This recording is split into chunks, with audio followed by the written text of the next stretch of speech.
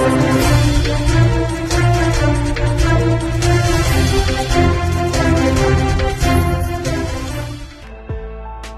ગૃહ રાજ્યમંત્રી હર્ષ સંઘવીએ પાંદેસરા ખાતે ક્રાઇમ બ્રાન્ચ યુનિટનું લોકાર્પણ કર્યું હતું, ત્યારે હર્ષ સંઘવીએ વિવિધ મુદ્દે નિવેદન કર્યું હતું. ગૃહ રાજ્યમંત્રી હર્ષ સંઘવીએ સુરતના પાંદેસરા ખાતે ક્રાઇમ બ્રાન્ચ યુનિટનું લોકાર્પણ કર્યું હતું. ક્રાઇમ બ્રાન્ચનું બિલ્ડિંગ સુરતના ચોક બજાર ખાતે હતું, તો હવે પાંદેસરામાં કોઈ ક્રાઇમ બને તો પોલીસની ટીમને પહોંચવામાં 30 મિનિટનો સમય લાગતો હતો, તેથી પાંદેસરામાં ક્રાઇમ બ્રાન્ચનું યુનિટ ઊભું કરવામાં આવ્યું છે.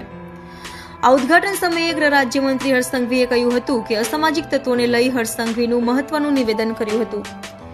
હર્ષ સંઘવીએ કહ્યું હતું કે છેલ્લા ઘણા દિવસથી હું જોઉં છું કે આ વિસ્તારમાં શોધીને તેનો વરઘોડો નીકળ્યો છે.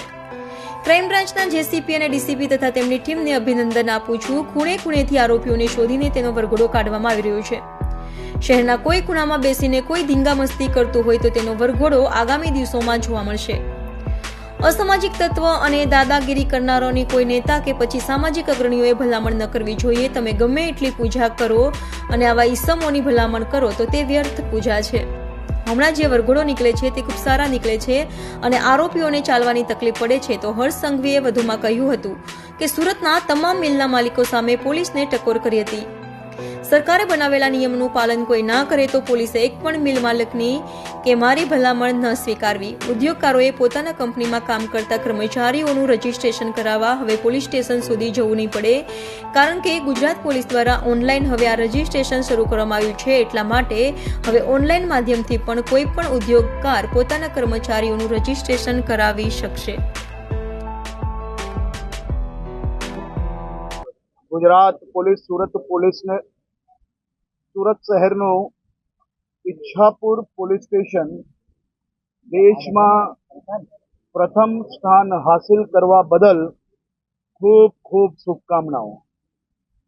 સુરત શહેર પોલીસ દ્વારા આજે સુરત શહેરના નાગરિકોની શાંતિ અને સલામતી માટે અનેક નવા પ્રકલ્પો એનું લોકાર્પણ કરવામાં આવ્યું છે.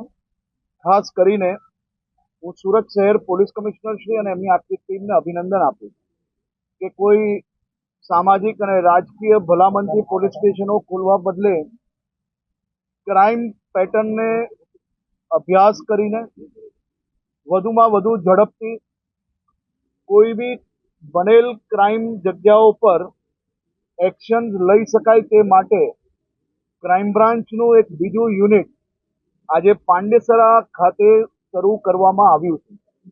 સુરત શહેરની ક્રાઇમ પેટર્ન જોઈએ તો ઉધના, પાંડેસરા, લિંબાયત અને સચિન પોલીસ સ્ટેશનમાં સુરત શહેરના 40% વધારે ક્રાઇમો અહીંયા બનતા હોય. આ વિસ્તારમાં ક્રાઇમ બ્રાન્ચનું એક યુનિટ ચાલુ કરવાના કારણે ક્રાઇમ બ્રાન્ચથી અહીં સુધી પહોંચતા જે 30 મિનિટથી વધારે સમય લાગતો હતો એ સમય હવે ઘટીને 5 થી 10 મિનિટમાં બધા જ એરિયાની સુધી ક્રાઇમ બ્રાન્ચની ટીમ સીધી પહોંચી શકશે. આ પ્રયાસ થકી મને વિશ્વાસ છે કે આવનારા દિવસોમાં અહીં બનતા ક્રાઇમો ઉપર કંટ્રોલ કરવામાં સુરત શહેર પોલીસને જરૂરથી સફળતા પ્રાપ્ત થશે.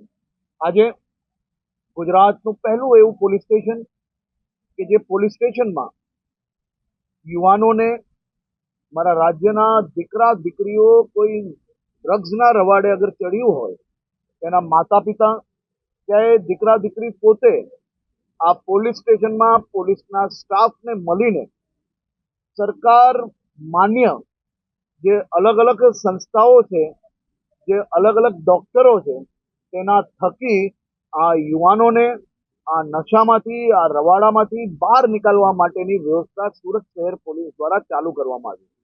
ત્યાં બી અલગ અલગ સ્ટાફોને અપોઇન્ટ કરવામાં આવ્યા છે, જે સ્ટાફ દ્વારા આ યુવાનોને મદદ કરવામાં આવશે. અને સાથે સાથે આ પરિવારજનોએ જરા બી ચિંતા કરવાની જરૂર નથી, કારણ કે કોઈ બી પ્રકારના કેસ એમના દીકરા દીકરી ઉપર નહીં કરવામાં આવે અને એમની જે ઓળખ છે એને બી કોઈ બી પ્રકારે જાહેર કરવામાં નહીં આવે. એ પ્રકારની વ્યવસ્થાઓ સુરત શહેર પોલીસ દ્વારા કરવામાં આવી છે. હું ફરી એકવાર શહેરના સૌ નાગરિકો વતી સુરત શહેર પોલીસની આખી ટીમને અભિનંદન આપ્યું.